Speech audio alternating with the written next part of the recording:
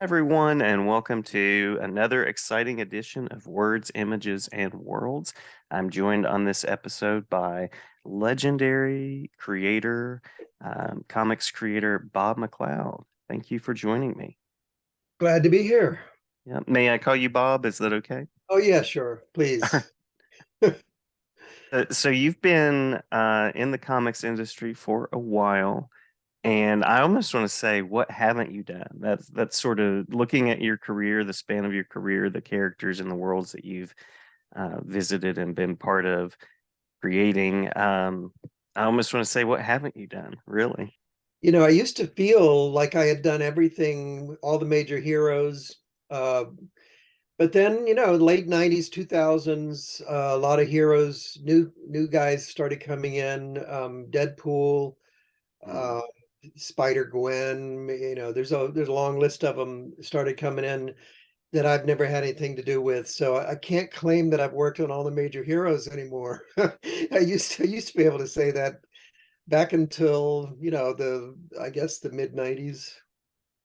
yeah, yeah. Well, in the Spider Universe, my goodness, they keep Oh yeah. spreading that into different multiverses and all sorts of things. And I've done a couple issues of the multiverse. So, there was my last job was for Marvel, a Craven storyline where he was from another universe and fought this giant spider and then had this costume with these giant spider legs coming out all over him.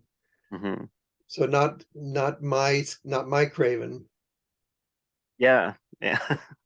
And Craven is doesn't get that much attention. Actually, one of my favorite Spider-Man characters, anti-hero villain. I don't know if you call him a villain or an anti-hero. I know the film's getting ready to come out, so I imagine he'll get a lot more attention, but it's almost surprising to me that it's taken this long to get him represented in film in some way.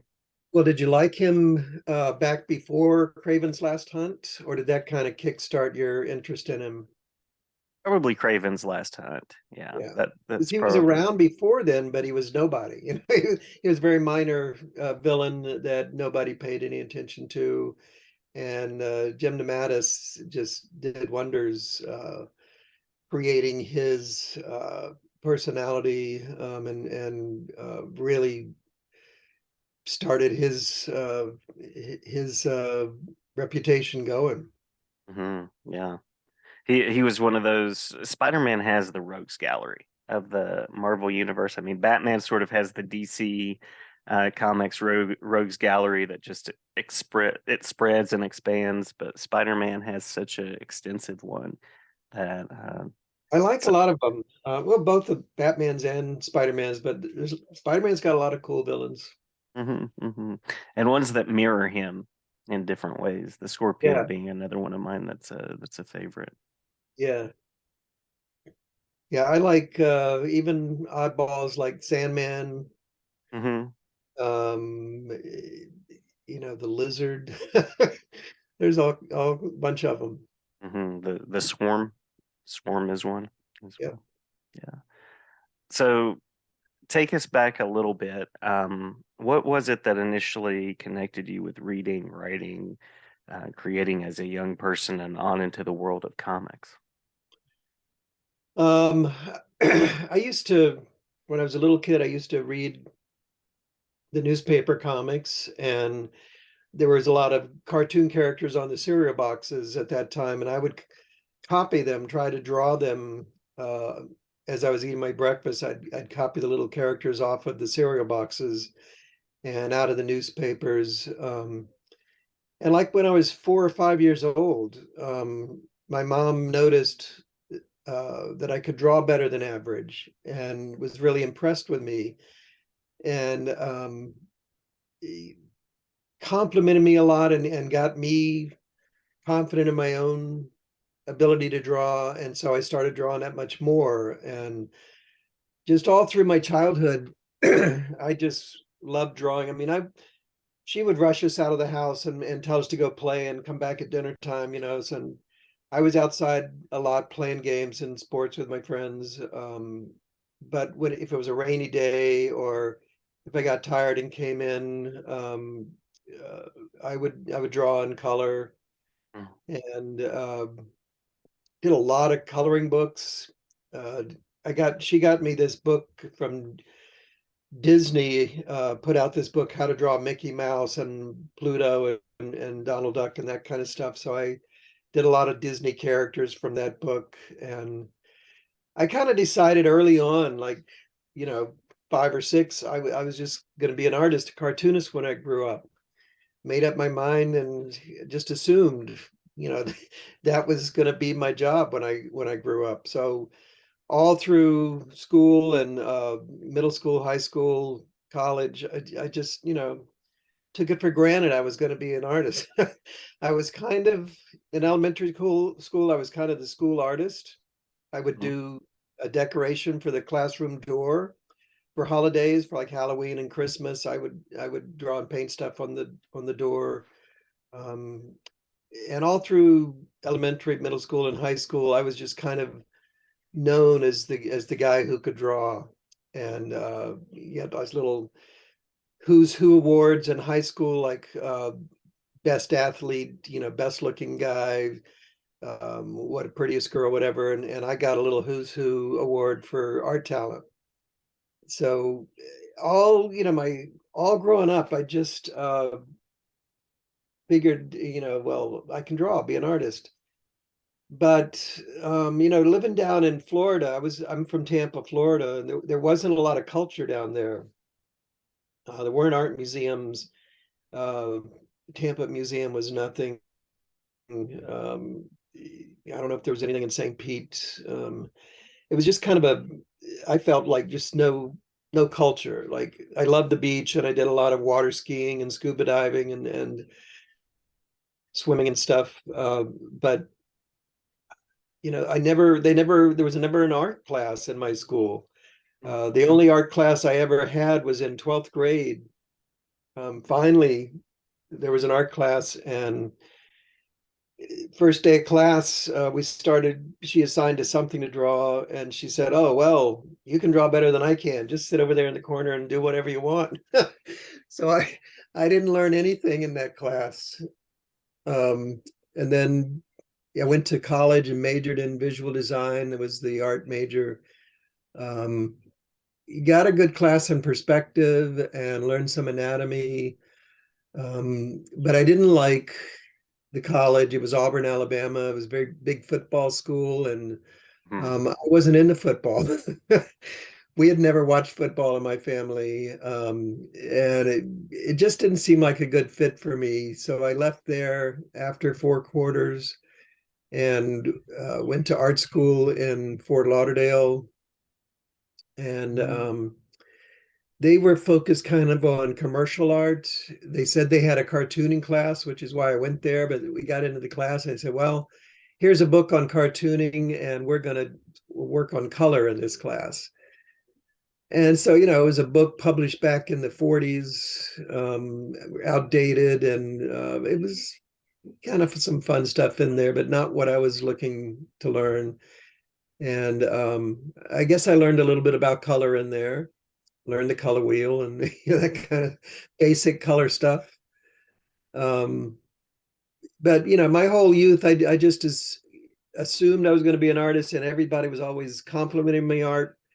I didn't get any negative criticism until I actually tried to start my career. And we can talk about that if you want to. Yeah, yeah, by all means. It sounds like you were largely self-taught up to that point.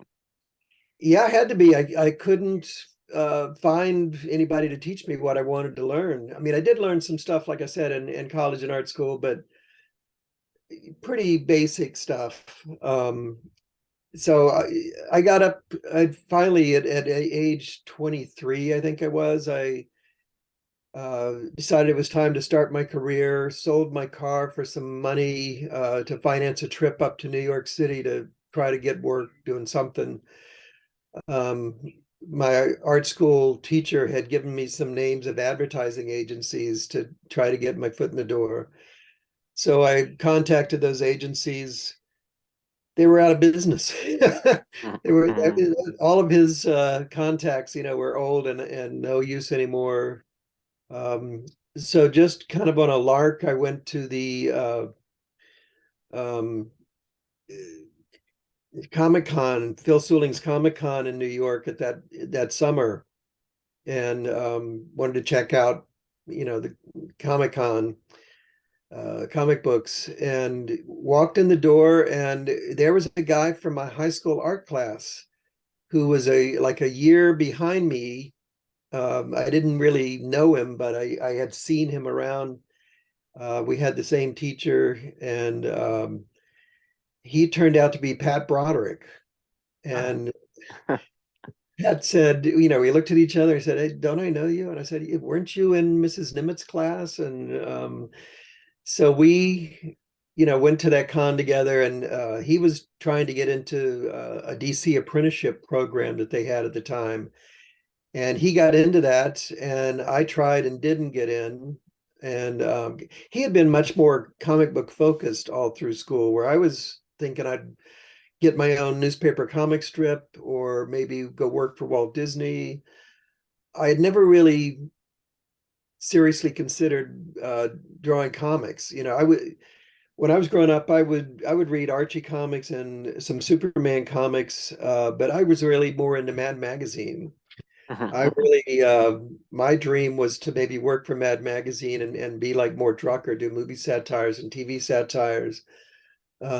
Comics, I missed that whole revolution in the 60s with Spider-Man and Fantastic Four and the Hulk and all those. I wasn't reading those. I was reading Mad Magazine. So I was unschooled in comic art up to that point.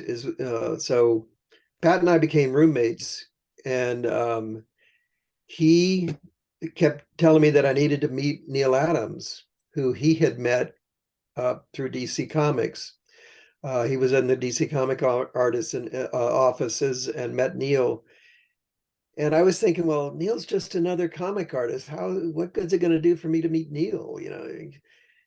But at the time, this was 1974. Neil Adams was like at the pinnacle of the business. He was as good as you could get in comics and had a lot of influence, and had his studio Continuity Associates where he did advertising and comics work. And I finally went up and met Neil, and he looked at my samples. And this is after I had been to Marvel in DC, and Marvel, I couldn't even get my foot in the door. I met Joe Orlando at DC, and he looked at my samples and he said, "Well, I can see you put a lot of work into these, but you need to go back to school and learn how to draw." So that was like the first criticism I had ever had. And the first time I ever tried to actually get a job with my art, he said I didn't know how to draw. So I just went back to my room, and I had a room at the YMCA at the time. Cheapest place to live in New York was the YMCA, something like $7 a day or something.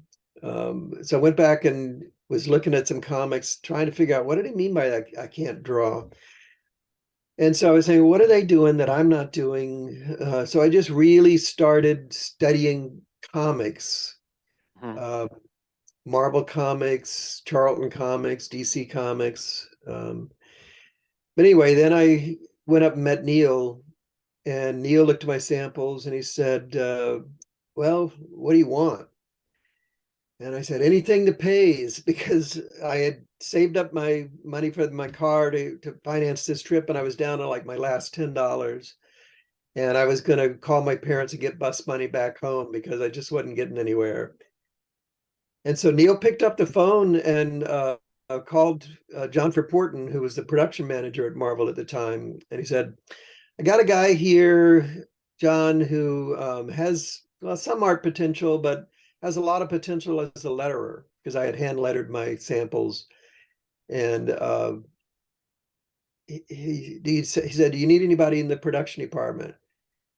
And John said, "Yeah, we can use somebody." So just on Neil's say so, they still didn't even look at my portfolio. This was like a Friday. I started work at Marvel on Monday in the production department doing lettering corrections. Lettering of always in. Yeah, so, I kind of owe my career to Neil, really got me started. Um, and worked my way up there from doing lettering corrections to then doing art corrections. And about, I don't know, 6 months or so later, started getting freelance work as an inker because I was, right there in production department. I could meet all of the editors and show them my samples every day. Mm, It's really a great way to break into the business. And I was sitting in production, and right at the time, a couple artists worked in the Marvel office. Frank Giacoya and Mike Esposito were like, 2 feet away from me doing their inking. And Mike Esposito said, you could learn to be an inker faster than you can learn to be a penciler. And I had never even thought about inking as an occupation. I just considered it part of the process of doing artwork. I said, I'll give that a shot. So I started doing backgrounds for Mike Esposito, and I got some backgrounds from Al Milgram and some from Klaus Janson. mm, And so I started learning about inking.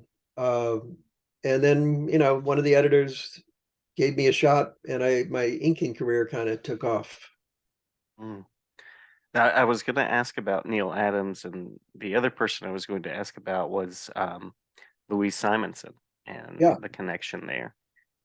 Well, Neil, of course, I ended up getting a studio, renting a studio space up at Continuity Associates with Neil's studio there. And, Neil was up in the front, and you could go up and watch him draw and ink, just blow your mind watching him do his artwork. And then Russ Heath was over there next to him, and you could watch Russ work. And Dick Giordano was there, and Ralph Reese and Larry Hama. Um, Jack Abel and all these guys.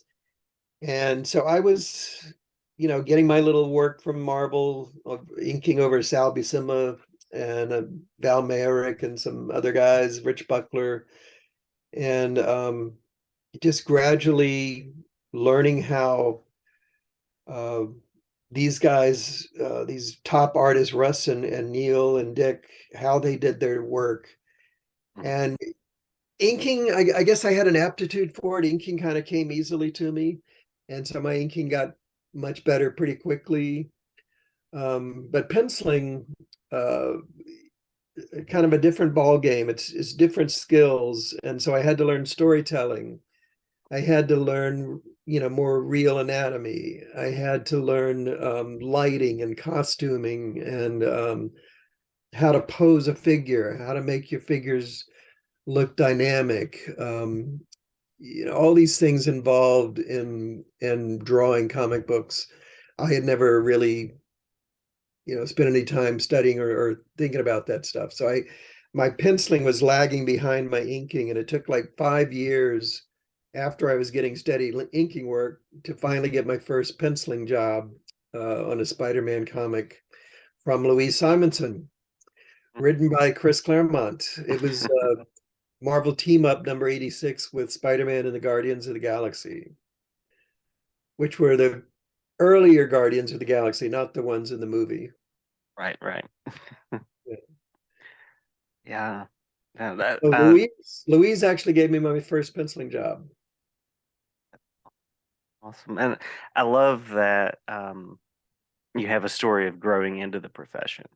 Um, and that, people that are listening in that are going, "Oh yeah, I want to do that someday." Like to hear your example and to hear the way you went through kind of the steps of the process. That's really interesting. Well, I was very lucky that I got in when I did because Marvel was expanding their line and they were looking for warm bodies to do these comics. There weren't enough artists in the business at the time. So they were looking for new people. It was a great time to break in.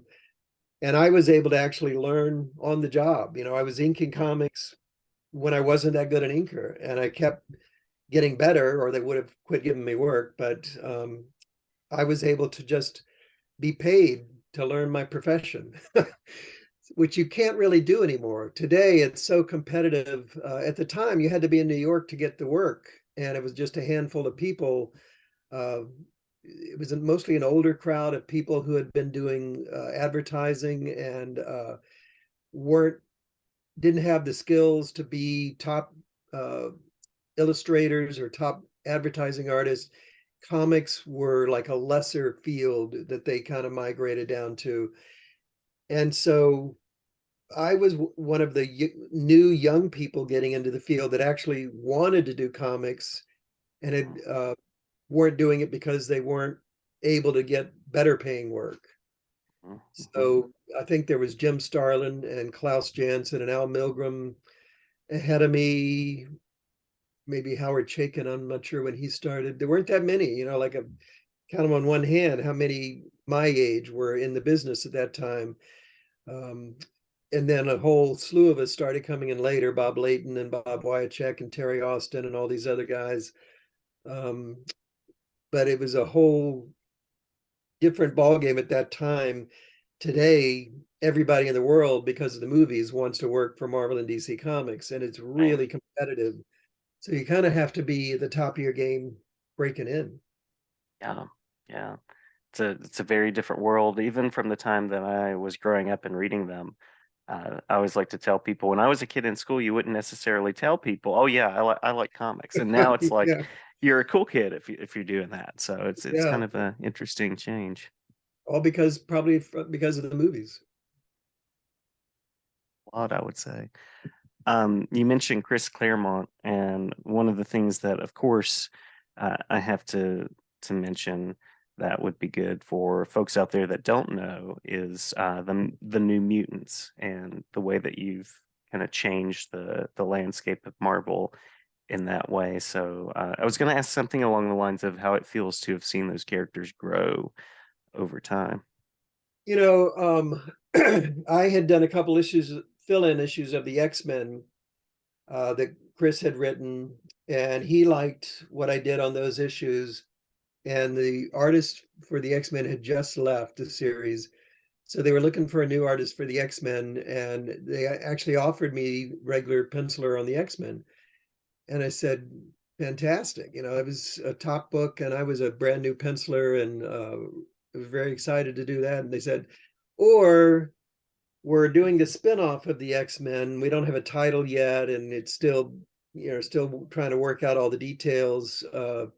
You could be co-creator on that with Chris if you would rather do that.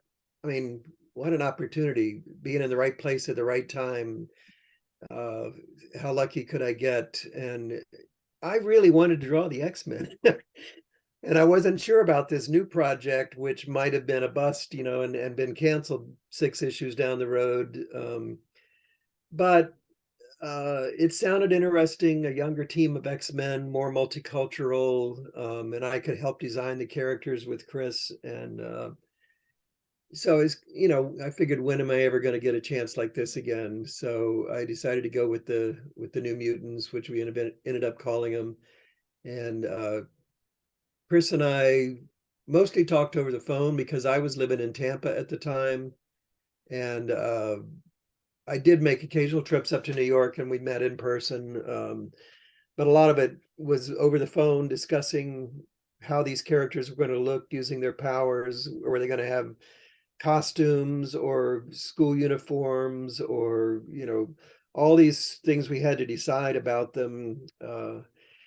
And then after the series got going, I was just so rushed all the time. It was going to be a regular comic, and then it was turned into a graphic novel. The comic had no deadline. The graphic novel was already late. And so I was rushing, rushing, rushing from the start, getting through the graphic novel, getting onto the first issue, second issue, third issue. I just wasn't happy with the way the art was looking because I was so rushed, and I had an inexperienced inker trying to do his best over my rushed pencils. I just was miserable with how the art was looking. So I switched from pencils to inks, figured I could control the look of the artwork better if I was inking. And I said, just give me somebody to do breakdowns, and I'll take it from there. And so they put Sal Buscema doing breakdowns for me to ink. And I did a few issues like that. But still, Sal's storytelling is different from mine. And even though I changed his drawing to look more like my drawing, it just wasn't the way I wanted the art to look. So I ended up leaving the book. I really wanted to pencil ink myself, and I wasn't fast enough to do that on a monthly basis. So I ended up leaving. And once I left, I didn't really want to look at what everybody else was doing because I knew I wouldn't like it. I knew they'd be changing the way the characters look and everything. And I just wanted to move on and do other stuff. And sure enough, after I left, they started losing the individuality, I thought, of the characters. Like I made Sunspot to be this little short, dark-skinned guy and kind of muscular, and Cannonball to be tall and lanky and kind of awkward looking. And as soon as I left, they started getting more generic, more handsome. Roberto got taller, so where he was about the same height as Cannonball. All these changes that I just felt like they weren't my characters anymore. Um, Yeah. and it's not that there weren't good artists on the series after me. Bill Sienkiewicz certainly made a big splash when he came on the book. John Bogdanov did some great stuff. Brett Blevins, they had good artists, but it was just different from what I would have done. And then the movie came out, and the movie, none of the characters looked the way I had drawn them. Um, I just felt there was nothing of my contribution in the movie. So, I mean, I felt the movie was entertaining, but just wasn't what I thought they should have done if they were going to make a movie. And, Chris and I used to joke when we first came up with the series. They had something in our contract, if we ever made a movie, we'd get a certain amount of money. And we like, oh yeah, sure, they're going to make a movie of the New Mutants. Because at the time, I think the only superhero movie out was Superman. There might have been a couple others, but Marvel was having contractual problems getting their movies made. So we figured, well, they're going to make all these other movies, before they ever get around to New Mutants. That will be old men by the time they ever make a New Mutants movie, which we kind of are. We were by the time the New Mutants came out, I think in our 60s. So, you know, it's great that they made the movie. I just wish they had, done it differently. Yeah, the thing that I like about those early issues and the kind of the New Mutants to begin with is the X-Men are traditionally they're that team that's sort of the outsiders. And I guess all super characters to some degree have a little bit of that. But then you take the New Mutants and it's like that search for belonging is that much more. And I love the vision that you're talking about with the original look of the characters because they're not generic and they are looking for their place and they don't even quite fit together in a particular generic sort of way. So Yeah, I I wanted like that I wanted idea. them to be individuals. I wanted them, my background was Mad Magazine, where every character has these really individual body types and faces and everything, far different from uh, superheroes at the time. Everybody looked like Superman. All the women looked like Wonder Woman. They just had different hair color and things. There wasn't a lot of individuality in the way they drew their faces. Usually, there was like a standard hero face, and you just gave him blonde hair or brown hair or whatever, curly hair, whatever, to make him look different, a different costume. But I wanted the New Mutants to look like just any kid who happened to have these abilities. Mm. So I didn't want Cannonball to be tall and handsome. I wanted him to be kind of awkward looking with his big ears. And I wanted Rain to be kind of cute but shy, and not look like a beauty contest winner, or be tall and athletic looking. I wanted her to be kind of a little more shorter and rounder and softer looking, things like that. It's a good vision. It's a very good vision, and I can see why you weren't happy with the way that it eventually measured up. So looking back over your career, any particular book or experience that rises to the top as one of the wonderful memories, one of the major things that you continue to look back on? Well, sure, there's several. I was very fortunate to be able to work on a lot of different projects instead of just doing, say, the Fantastic Four for 20 years, as some of the older artists had done. I was able to, and the reason it is because I kept wanting to pencil and ink myself. So every time I got a penciling series, I ended up leaving it because I couldn't ink it. Mhm, Or if I mhm. was inking a series, I left because I couldn't pencil it. So I kept jumping from project to project. But I did work early on for Crazy Magazine, which was Marvel's version of Mad Magazine, which had been my original goal. So I got to do a lot of fun stuff on Crazy Magazine, movie satires, and there was a character, Teen Hulk, that I did a few episodes of that I loved doing.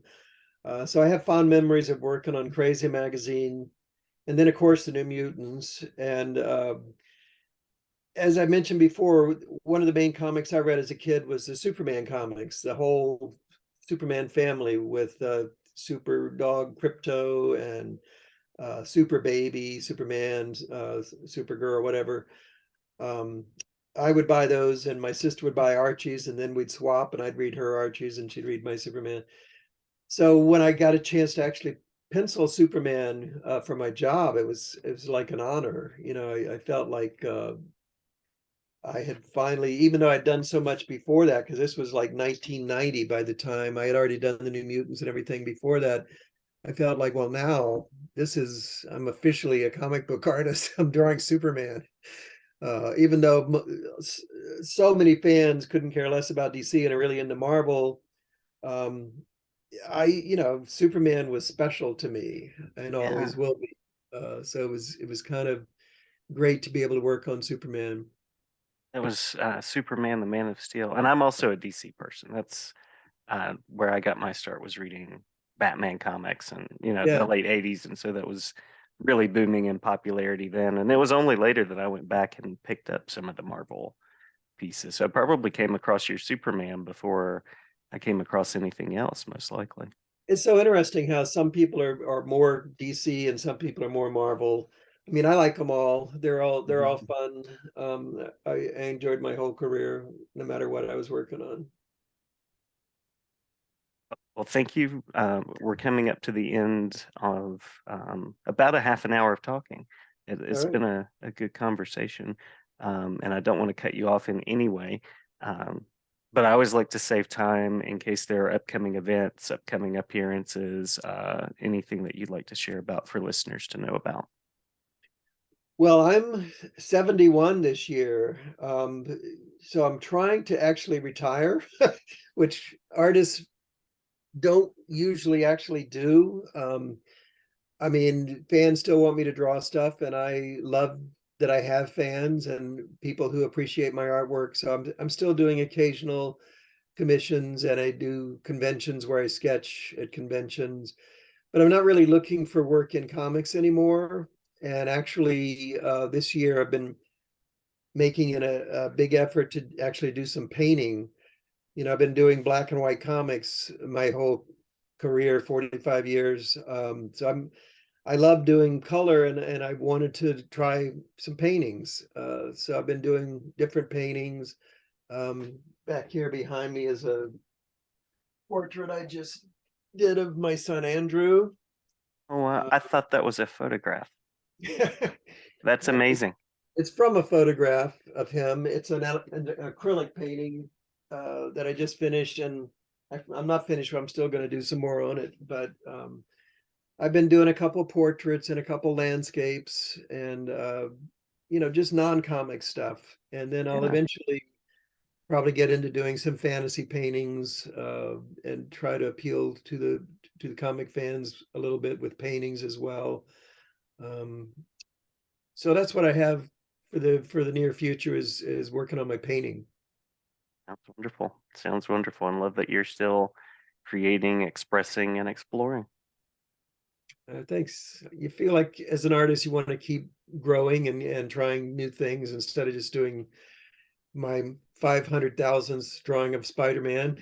As Right. much as much fun as he is to draw, I always like drawing him, but I want to also keep growing and doing new things. That's that's wonderful. Absolutely wonderful. And thank you again for spending the time with me. Um, Bob McLeod, it's been a pleasure and great conversation. All right, thanks so much. It's been Thank fun you. for me too.